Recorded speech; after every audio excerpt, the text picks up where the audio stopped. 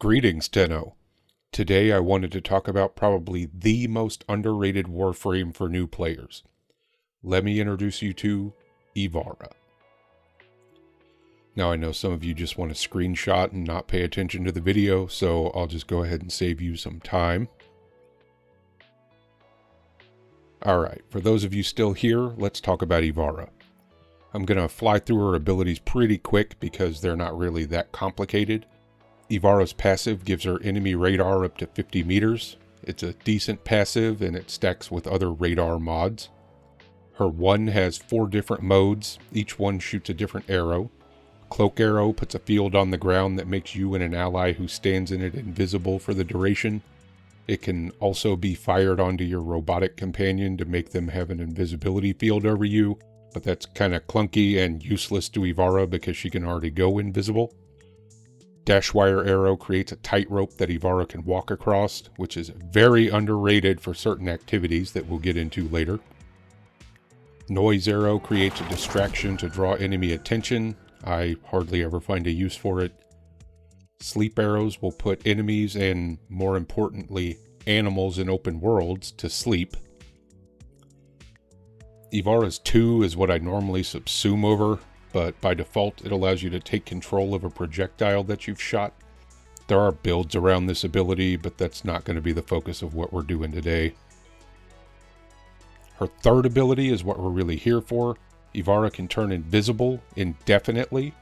If you fire a weapon, you'll temporarily come out of invisibility before returning to it.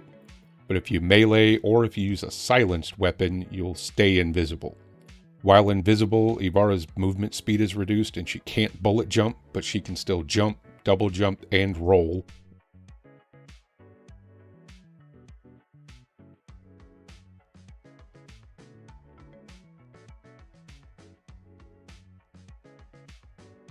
Ivara's 4th ability is her Artemis bow, which is an exalted weapon.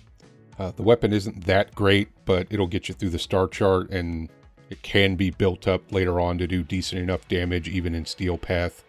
It's also silent, so it won't break her invisibility if you use it. Artemis bow isn't the focus of what I'm going to show you today, so I'm not really going to get further into it at all.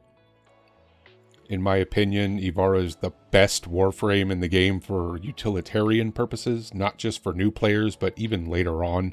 So let's run through some of what you can do with her. The most obvious use is spy vaults. Every veteran and content creator out there is going to say, yeah, Ivara is too slow, use Wukong to fly through the vault, and show you a video of them whipping through a vault in 5 seconds. But here's what they refuse to acknowledge. How do you rip through the vault if you don't already know the layout? Let me show you what it's like for a new player to try to do a spy with Wukong. Alright, here we go, we're flying. Alright, there's the thing. Wait, how do I get in there? Wait, hold on. Okay, lasers, alright. Oh shit, oh shit. Oh shit, I tripped the lasers. Okay, do I shoot this? Do I shoot this? No. How the hell do I get in there? Okay, shoot it. No. Alright, up here somewhere? Where do I go? What do I do? Is it out here? No, it's got to be down there, past the lasers. Where am I going? Shit. Wait, did I just see a bar right there? Is that where I'm supposed to go? Where'd the bar go? Crap. Do I go down here? Do I hit this? Is this what I need?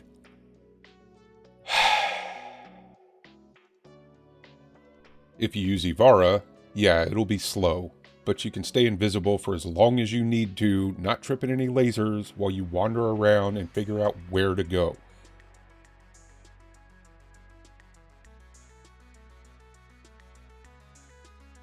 After you've actually learned the spy vaults, then you can storm through them with Wukong, either to get the mods that come from them or for Archon hunts.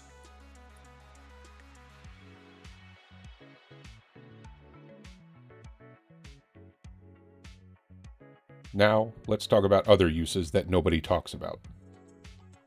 When you finish the War Within, you're given the Mode Amp. It's complete garbage and you'll want to upgrade it as soon as possible.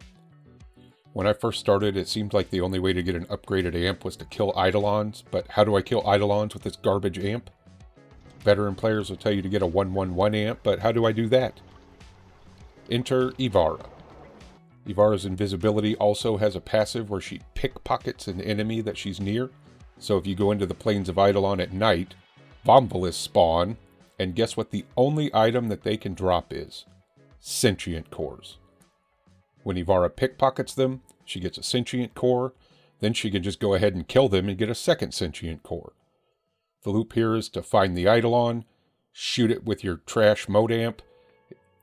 It'll spawn bombs to defend it, then you just stand near them and pickpocket a core off of them, then you kill them and get a second core, and repeat. The quills will take 5,000 standing to rank up to level 1, and each core gives you 250 standing, so you'll need 20 cores, plus 10 more for the tribute that you're going to need to rank up. So that's 30 cores total, and with Ivara, that's only 15 bombs. You can do that in a single night. Then you go back to the quills and you buy your parts, which is going to cost another 3,000 standing, or another 12 cores, bringing the total number of bombs to 21 if you're using Ivara, which is still attainable in a single night. After you construct your 111, then you'll be able to kill whatever needs an amp to kill on normal star chart. But to build that amp, you're going to need resources, which brings me to... Ivara's permanent invisibility already gives her a huge boost for mining and fishing because enemies won't disrupt you, especially if you buy the silent upgrade for your mining laser. But what gives her an even bigger boost is her dash wire arrow. Oh no, there's a mining node all the way up there. How the hell do I even get up there? Pow. You can also use her dash wire arrow to create ladders across lakes to reach fish in the middle. And also while you're out in the plains or Fortuna. There are a few ways to earn standing for the open world syndicates, and I do recommend you do bounties to get the mods for them. But what happens when you already have the mods? What about when you're just sick of bounties but still need to raise your standing? That's where conservation comes in. Between being invisible so they don't run off and the sleep arrow, Ivara can make short work of conservation. Just pop into your Arcwing, pull out your trank rifle, find the targets, drop down, go invisible, hit them with a sleep arrow, and collect.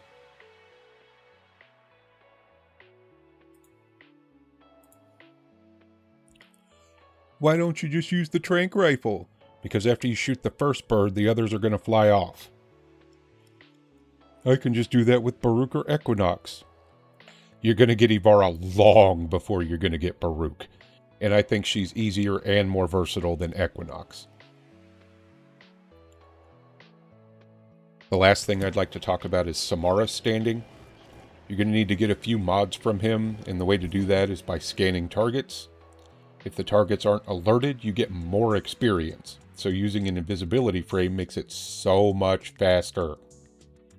I've seen people recommend Loki for this, and I've tried him. But if you're not paying attention and lose your invisibility during the scan, suddenly the entire room is alerted, and you've lost a mountain of standing. With Ivara, you can just walk around, scan the room, kill everyone, and then move on to the next room. Before I get to the builds, let's go over how to obtain Ivara. Ironically, you're supposed to farm her from spy missions. Hold on now, there is a better way to get her. No, get out of there. Farm her from the base circuit.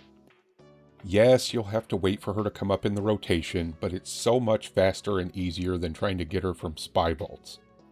If I'm being honest, I farm spy missions a lot trying to get the mods that come from them, and in all those runs I only got one single Ivara part. Do yourself a favor and get her from the circuit. And as a matter of fact, let me go on a side tangent and show you the top choice for each week of the circuit.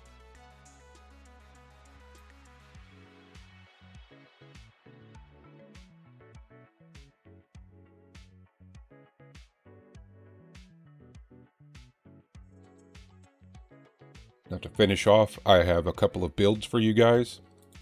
First is a no Forma, no reactor build. As soon as you take her out of the foundry and level her up, you can slap this in. For the aura, use whatever you have. Then you want Prime Flow for more energy.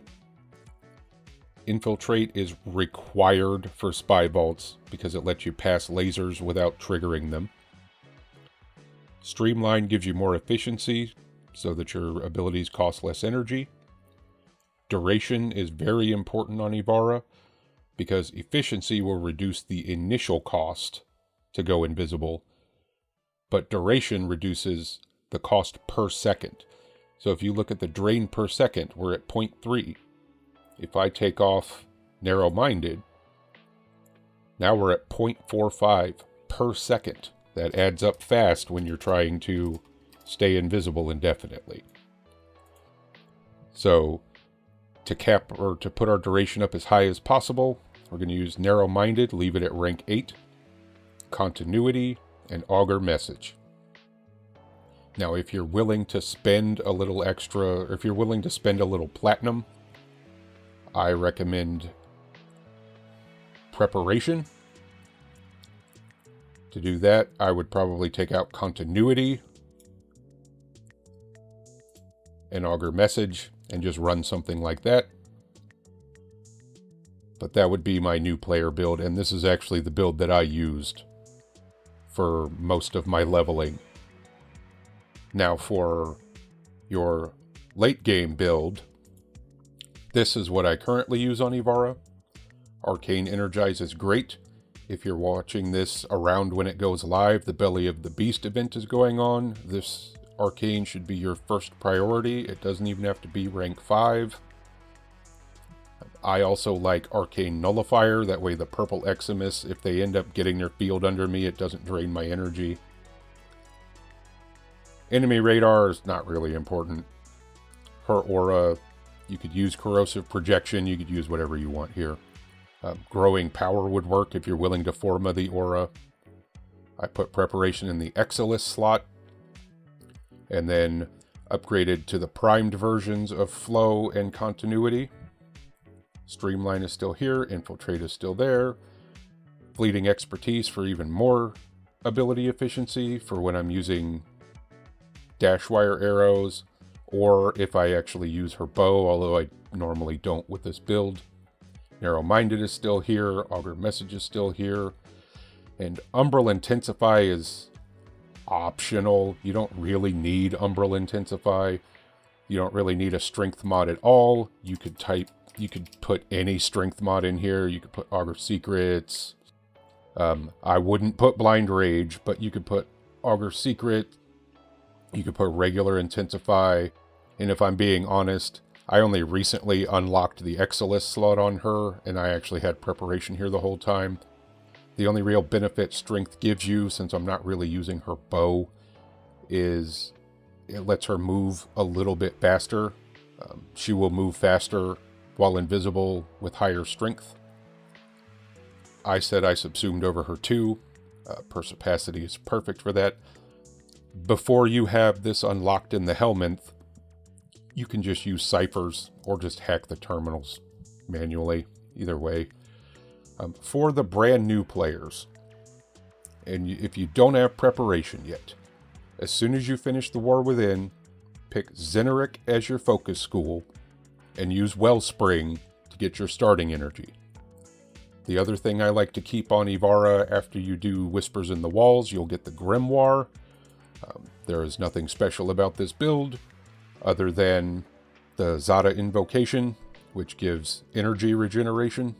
So if I somehow end up running out of energy, which I never have, but if I do, I just fire the alternate fire into a group of enemies, and I'm good to go again. Dodge speed, I believe, actually helps with rolling as well. So that's why I'm using the Amalgam Barrel Diffusion. None of that's necessary. The only thing I would keep is the Zada Invocation, and like I said, I don't ever actually need to use the book anyway. For a fighting build, I'm not actually going to show the fighting build that I have because it's just Salt Prime's build, and I'll actually link his video down below. It's a good build. I used it the other day on Steel Path, had no issues.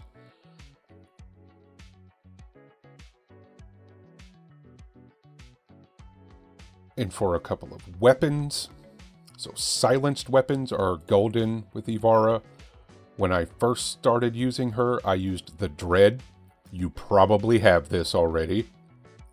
If not, you will very soon. You don't need the Incarnon. The Incarnon would actually break her invisibility anyway. But I used the Dread. And then I switched over to the Fulman Prime, and I used this forever with Ivara. Currently, I like to use the Baza, mostly just because I really like auto rifles, and the auto mode in the Fulman will break invisibility. But for what we're using Ivara for, the Fulman, regular Fulman is fine. Fulman Prime is dirt cheap on the market. You could just buy it if you want to, if it's not in rotation. But the Fulman Prime is great, not just for Ivara, but in general, but it is silenced. For melee, it's not really anything special about melee. I use the Praetos for the parkour speed, or parkour velocity, which affects rolling, which makes her roll faster and farther. I also like to use the Okina a lot with her, especially if I'm planning to actually use my melee. And then let's talk about the companions. I like to use the Oxalis with her. In a normal mission, I still bring the Oxalis because he will, once you get the Simaris standing to buy Botanist, he'll scan plants. So he's great for fishing because he comes with the aquatic life forms thing. The rest of this is kind of whatever. He'll be invisible all the time. You don't need all these mods. Just work with what you have. Make sure you have Vacuum. Make sure you have Scan Aquatic Life Forms. Botanist is nice. Guardian is nice just in case you somehow get your shield broken, which isn't likely to happen. For weapons, the Verglis Prime, the Tazakor, these are my two most used weapons just in general on Sentinels. Verglis regular is also fine, although the Prime is probably easier to farm now that it's in the game. Tazakor you get from one of the syndicates, Fortuna, I think. And with that, I think I've covered everything I wanted to with Ivara. I still think she's probably the most underrated Warframe for new players, and just underrated in general, and a great all-around frame to have. Thank you for watching.